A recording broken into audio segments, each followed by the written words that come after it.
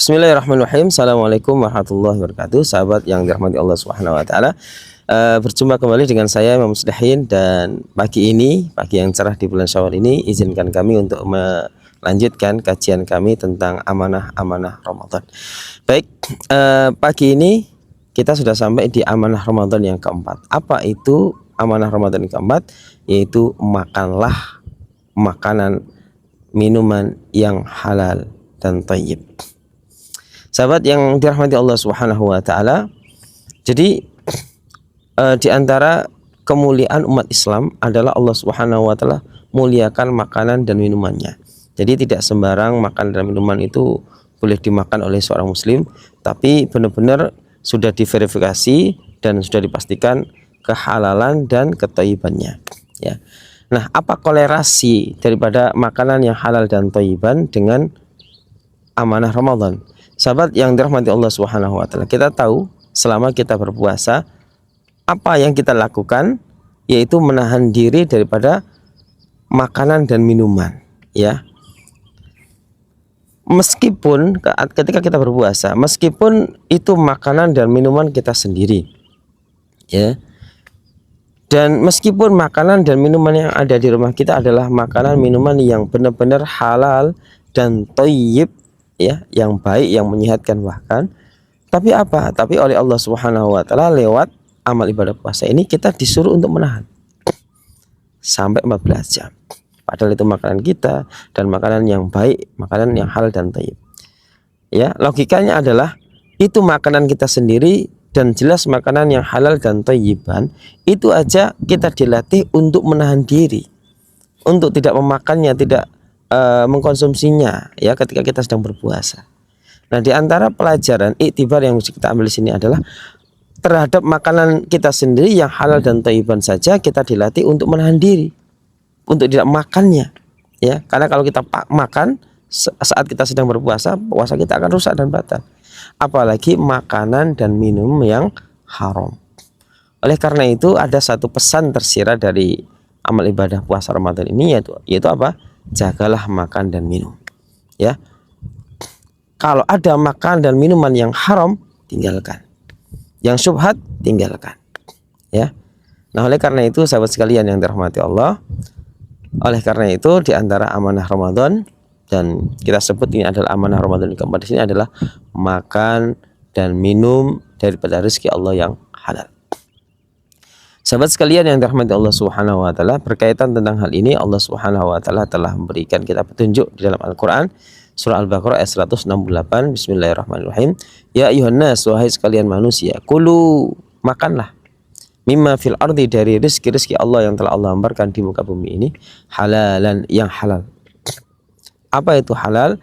Ma halallahu wa rasuluhu fi kitabih. Segala makanan, minuman, perbuatan, ya, yang telah diperbolehkan oleh Allah dan Rasulnya di dalam kitabnya, Al-Quran maupun Sunnah. Thayyiban, yang baik. Apa itu yang baik? Yang baik bagi jasad kita, baik bagi rohani kita. Ma yatibu fil akli wa fil jasad. Segala sesuatu yang berdampak positif, ya, yang memberikan nutrisi baik untuk badan kita maupun jiwa kita. Subhanallah. Jadi sampai sedemikian detail agama kita, agama Islam itu memberikan bimbingan, ya, dalam hal makanan dan minuman kita. Jadi umat Islam itu tidak boleh sembarang memasukkan sesuatu dalam perutnya, ya. Karena apa? Karena akan ada dampak yang sangat panjang dan besar. Nah, sahabat sekalian yang dirahmati Allah, oleh karena itu dalam satu hadis Nabi Shallallahu Alaihi Wasallam mengibaratkan seorang muslim itu seperti lebah, al-mu'min kan nahlah, ya, yaitu kan nahl, ya, seorang mukmin itu seperti lebah. La ya'kul illa thayyiban, yang namanya lebah itu tidaklah dia makan kecuali dari sari-sari bunga yang baik. Wala yakhruj min batnihi illa thayyiban, dan tidaklah keluar daripada perutnya kecuali kebaikan. Ya, kita tahu yang keluar daripada perut lebah adalah apa? Madu, menyehatkan, royal jelly, ya, propolis dan sebagainya, yang semuanya adalah baik, dibutuhkan oleh manusia, bermanfaat bagi manusia. Seyogyanya seorang muslim adalah seperti itu, seperti lebah. Nah, sahabat sekalian yang dirahmati Allah Subhanahu wa taala, kalau kita eh, mau mentadaburi lagi lebih dalam, ya, ketika Allah Subhanahu wa taala memperbolehkan dan mempersilahkan pada bapak kita Nabi Adam di surga untuk mengkonsumsi dan makan apapun rezeki Allah Subhanahu wa taala yang Allah berikan di dalam surga. Di dalam firman-Nya surah Al-A'raf ayat 19 hingga ayat 20, Allah Subhanahu wa taala berfirman, Bismillahirrahmanirrahim. Ya Adam, wahai Adam, uskun anta wa zaujukal jannah. Silakan kamu tinggal bersama istrimu di surga ini. Fakula min haitsu syi'tuma. Silakan makan dari seluruh makanan-makanan surga sesuka hatimu. Silakan pilih, terserah. Wala taqraba hadhihi syajarah. Tapi Allah Subhanahu wa taala ingatkan, tapi ada satu tantangan, ada satu ujian buat kamu. Silakan makan seluruh buah-buah surga, silakan. Satu saja, ya. Jangan dekati pohon ini, apalagi makan buahnya. Fatakuna minadh dhalimin. Nanti kalau kamu mendekatinya, apalagi makan buahnya, maka kamu akan melakukan perbuatan zalim. Nah, sahabat sekalian yang dirahmati Allah, ya. Nah, ternyata apa? Iblis luar biasa, ya. Iblis kemudian menggoda bapak kita Adam, ya, justru untuk supaya Adam tergoda dan istrinya dan memakan buah yang dilarang oleh Allah Subhanahu wa taala ini.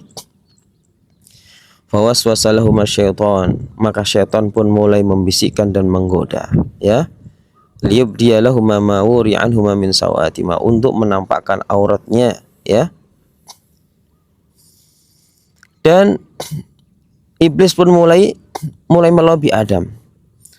Wa qala ma nahakuma rabbukuma an hadhihi syajarah. Ya, kenapa Tuhanmu melarangmu untuk mendekati pohon ini? Illa an takuna malakaini aw takuna minal khalidin. Padahal kalau kamu makan buahnya, kamu akan menjadi raja dan ratu, atau kalian berdua akan menjadi makhluk yang kekal seperti, ya, akan menjadi makhluk yang abadi, ya. Umurnya mungkin panjang seperti malaikat, ya. Nah, sahabat sekalian yang dirahmati Allah Subhanahu wa taala, akhirnya Adam pun tergoda dan memakan buah yang dilarang oleh Allah Subhanahu wa taala, buah yang haram, ya, yang Allah Subhanahu wa taala jadikan dia sebagai ujian buat Nabi Adam di surga.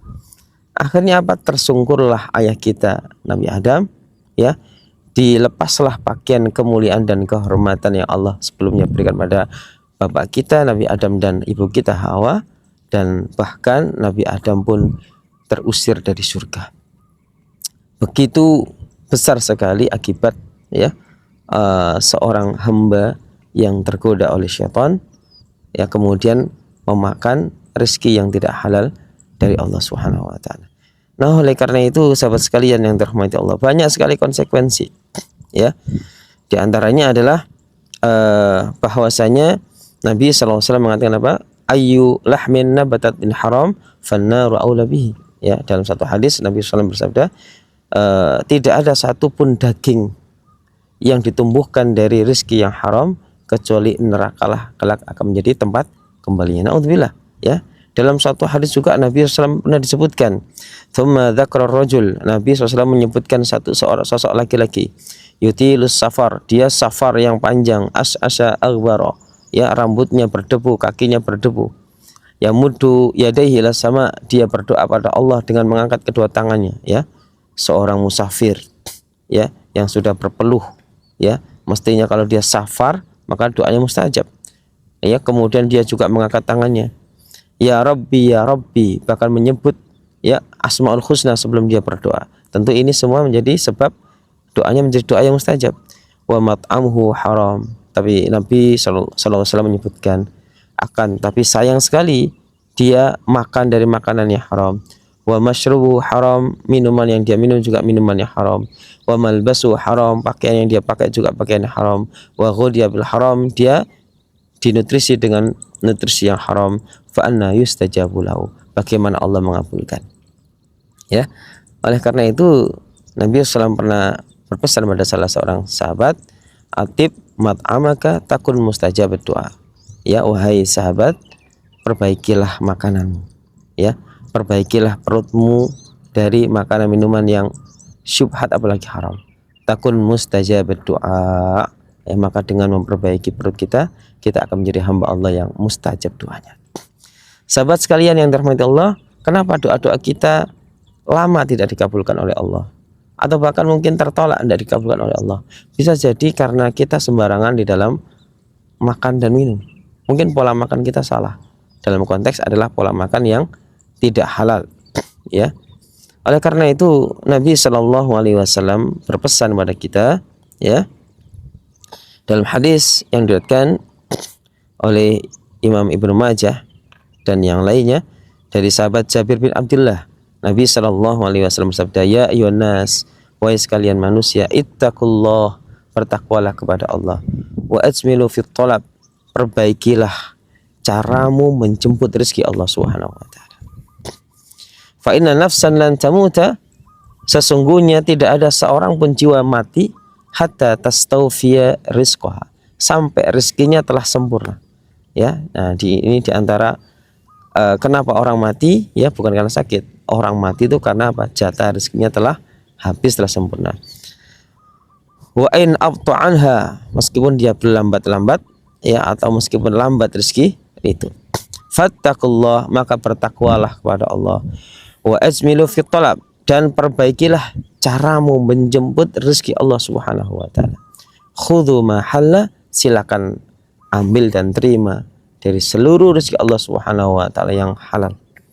Wa du'u ma haruma, dan tinggalkanlah segala hal, ya, makanan dan minuman yang statusnya haram. Ya, sahabat sekalian yang dirahmati Allah, semoga amanah Ramadan ini bisa kita terima dengan baik dan kita jalankan, dan kita belajar menjadi sosok lebah yang senantiasa memberikan kebaikan dan tidaklah makan kecuali yang baik. Barakallahu fikum. Assalamualaikum warahmatullahi wabarakatuh.